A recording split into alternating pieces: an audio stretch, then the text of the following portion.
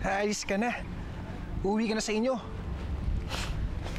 Napakalayo-layo muna siguro. Akala ko ba hindi ka basta-basta susuko? Paano? Panalo na ba ang kuya mo? Ayoko lang naman nakikita yung mga taong importante sa akin na nasasaktan eh. So, gano'n na lang. Bigla ka na lang aalis. Sa huling pagkakataon, susubukan ko pa rin kausapin si Sir Nick.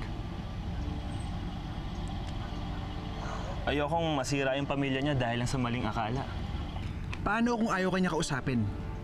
Galit na galit yun sa'yo. Susubukan ko pa rin. Kahit pabugbugin niya ako ulit. Magkamatayan na. Basta sasabihin ko sa kanya kung anong totoong nangyari ng mga oras na yon.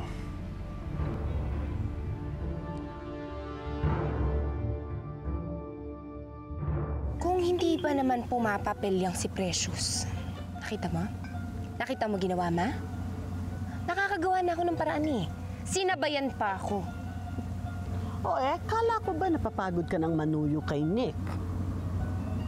So ano yun? Hahayaan ko na lang siyang mawala?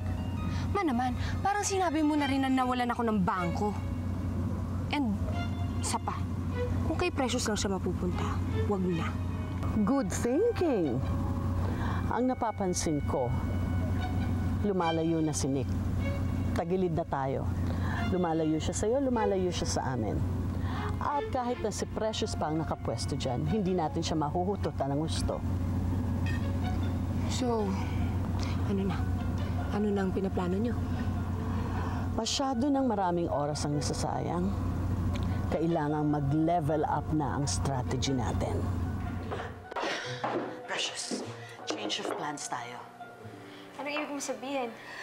Okay, hindi na muna si Trudy ang target natin.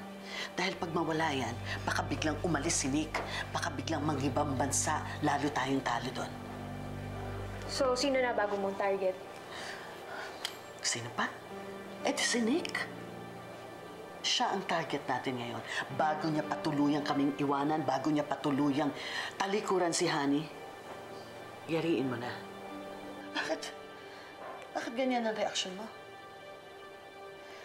Kahit kailan, hindi ka nag-alangan sa anumang inuutos ko sa'yo.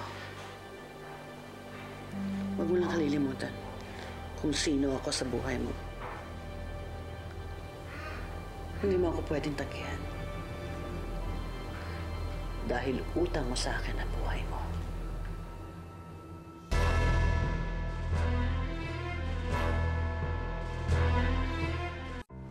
O, paano anak? Alis na ako, ha? Papa, dito lang po kayo sa tabi ko. Kung pwede nga lang sana eh. Kaya lang, may work si Papa. Kaya alis muna ako. Alam ko na, magplano na lang ulit tayo ng trip natin. Saan ba gusto pumunta? Kahit di na po tayo umalis, basta dito lang po kayo sa tabi ko forever. Ako gusto ko rin yun. Gusto ko ng forever! O anak ha, basta lagi ka magpapakabait kahit ano mangyari ha. At saka lagi mong iisipin na mahal na mahal na mahal kita. I love you din po, Papa. I love you too, anak.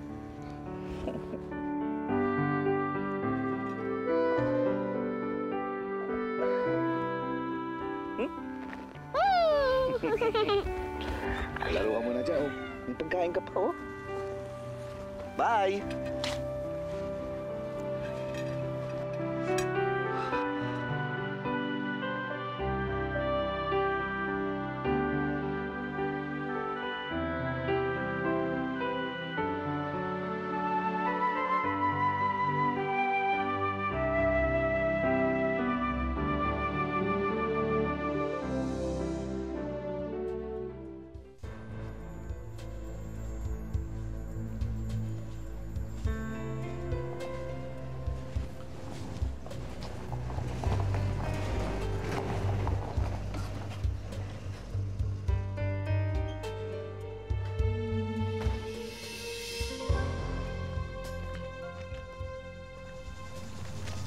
Sir, parang awa niyo na ho. Pakinggan niyo naman ho muna ako. Migs, huwag mong subukan ng pasensya ko. Umalis ka na.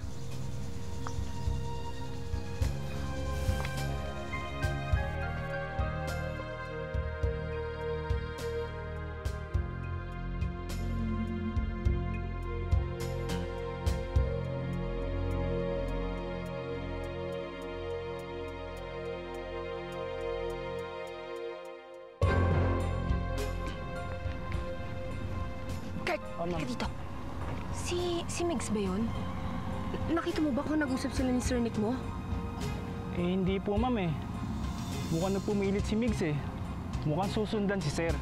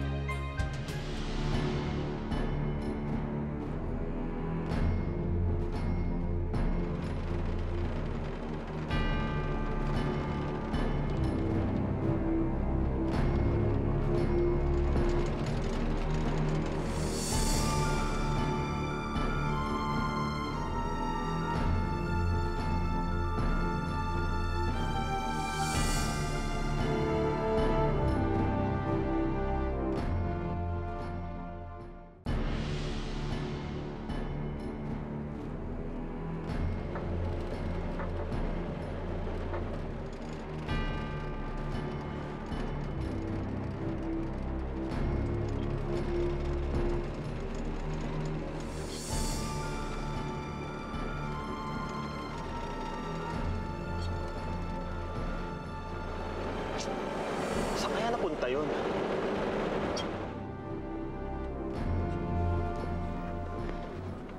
Sir Nick, Precious, anong ginagawa mo dito? sumama po ako sa inyo ng palihim.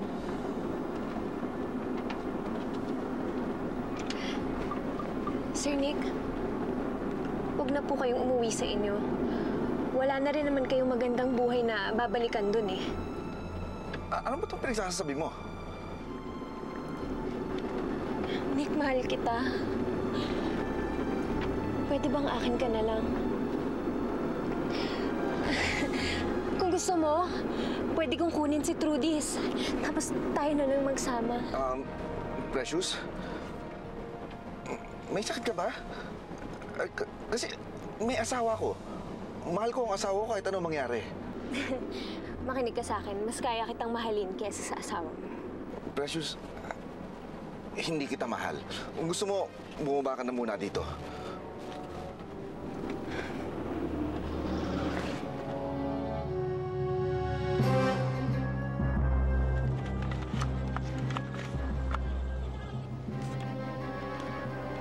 Hindi ako bababa.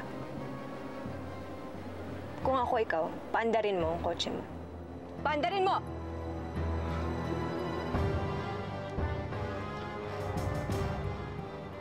Precious, relax.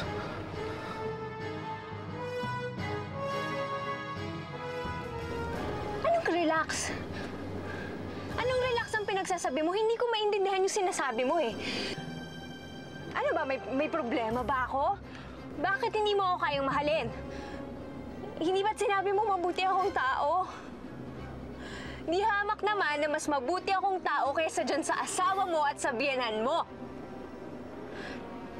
Alam mo ba, ha? Na pinapapatay ka nila sa akin? Pati anak mo, pinapapatay nila. Hindi totoo yan. Anong hindi totoo? Maniwala ka sa sinasabi ko. Ako ang pumatay kay Bogart. Alam mo kung sino nag-utos sa akin. Ang biyenan mo, si Madam. Niloloko nila ako? Oo. Niloloko nila akong lahat? Oo, tama. Kaya tayo na lang dalawang magsama din.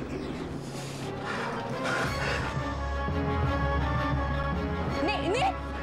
Nick! Tama na!